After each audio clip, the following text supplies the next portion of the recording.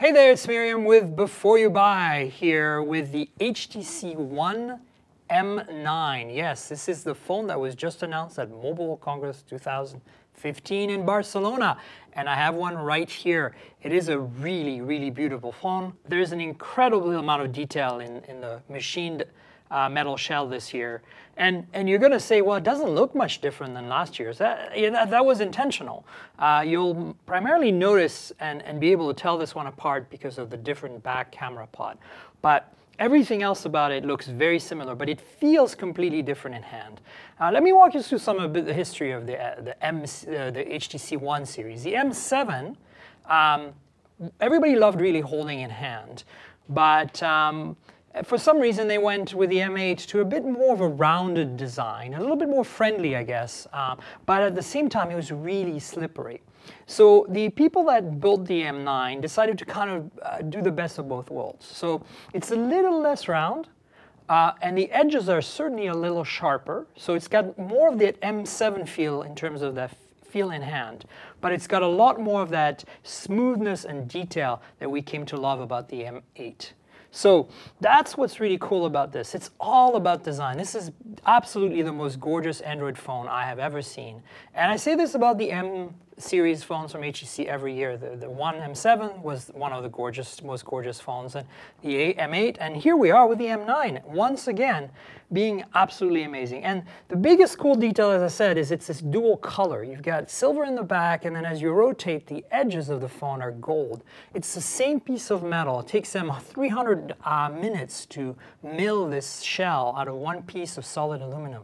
So again, if you're a design buff, you're gonna love this phone. But remember, a lot of phones are now made out of metal. A lot of phones are machined, and you're going to say, why do I care? I'm going to put it in a case. Well, perhaps you're not going to put it in a case. Not only that, but perhaps, you know, this is the state of things. A flagship device that costs, you know, $600, $650 unlocked should be this well made. And we're seeing Samsung now finally do metal phones as well. So I think HTC was the innovator there.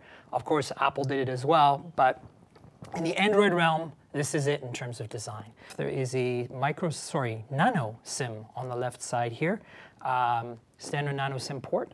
On the top here, you have the infrared port for the TV remote. This uses PLTV, as you know, as an app. On the right-hand side here, you have the micro SD card slot expansion. So you only have 32 gigs, but you can expand it up to 128 gigs in here. Volume rocker. Power lock key, it's been relocated to the right-hand side. It used to be on top on the other M7 and M8s. And then on the bottom here, pretty traditional layout for HTC. You get the headphone jack and the micro USB charge and data port. As I said in the front, still have the boom sound speakers. They sound even better this year. With Dolby support, virtualization, you can get surround sound out of this phone. It's virtualized, but it's really good. The new ultra-pixel front-facing camera with the sensors. There's a notification LED embedded in the top speaker.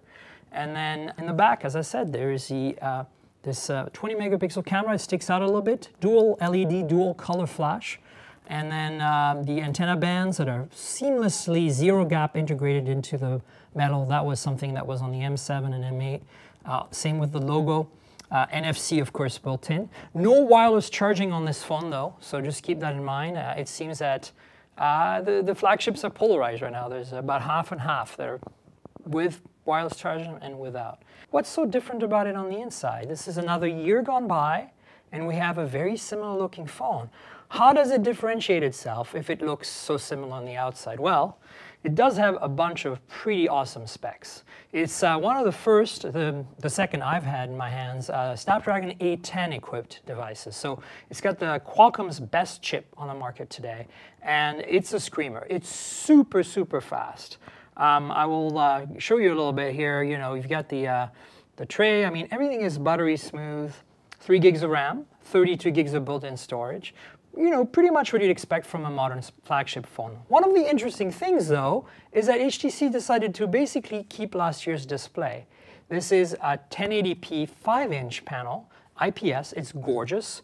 The colors are beautiful. So no major difference here from last year, but at the same time, why improve something that was great? They could have gone Quad HD, but at that point, it's kind of overkill. You don't really benefit too much from the additional resolution. Perhaps on a 5.5-inch screen it would have made a difference. So you've noticed I haven't talked about the camera yet because that's kind of the Achilles heel of this phone. And I wouldn't say it really, but it has been a bit of a disappointment on the M8 as well.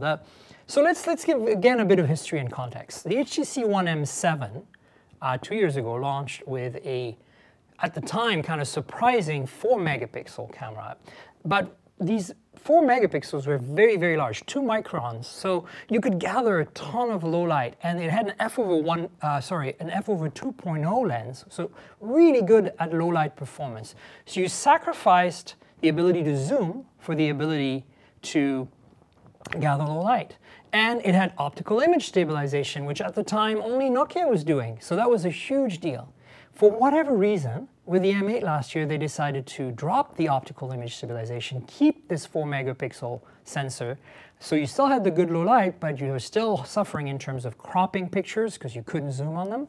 And then they added a dual camera at the top, which was giving you depth perception. So you could do some things like focus after the fact and some other interesting effects. But it was a gimmick, and the reviewers, all of us, felt the same way. And so they've dropped this year, and they've put a, are you ready? 20-megapixel autofocus camera on the back. But here is the fatal flaw. Once you get to 20 megapixels, your pixels are really small. So you're losing all the advantages of those ultra pixels you used to have. And so now low light performance is affected. And guess what? This does not have OIS. Now, one thing that's interesting is that the front-facing camera has now inherited this ultra-pixel 2-micron 4-megapixel design from the old M7 and M8. It's in the front, no OIS, no autofocus. It's designed for selfies, very wide angle, works really quite well.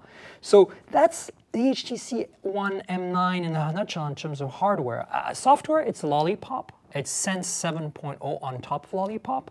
As you can see here, I'm running the default UI, which still has this little flipboard-like thing on the left when you scan there.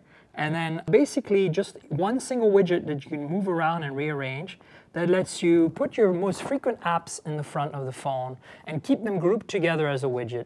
I'm not quite sure what the point of it is, but it's kind of interesting. There's lots of small evolutionary changes in the HTC Sense UI this year. 7.0 adds a whole bunch of little things that are really just tweaks. It just makes the experience just a little bit better. There's really not too much new there, but again, I think it's good that HTC is being cautious and iterating on something that they're just been kind of perfecting over time. Sense is definitely one of the nicest and least obtrusive skins for Android today, and so that's great. Of course, Lollipop under the hood, you'd expect that today. This is 5.0, not 5.1, by the way. So you're basically getting a rehash of last year in many ways. Same display, an evolution of the design, but even more refined. You're getting a brand new internals, brand new processor, and really, really fast performance. This has a 2840 milliamp hour battery. I haven't had the phone long enough to really be able to tell you what battery life is like, but I expect it to be good. It is slightly thicker than the M8, which in turns was slightly thicker than the M7, and the M7 had issues with battery life. The M8 was a bit better. This should be pretty good too. So that's what you're getting. The display hasn't really improved, and then the camera is not what I would buy this phone for. It is fine, serviceable, but really not at flagship level for 2015. So I would say this is a buy. This is an absolute great device. There's no doubt that this is going to be one of the top 5 phones for 2015. So yes, it's a buy, with the caveat obviously that you're not buying this for the camera. This is Myriam for Before You Buy, and this was our HTC One M9 review.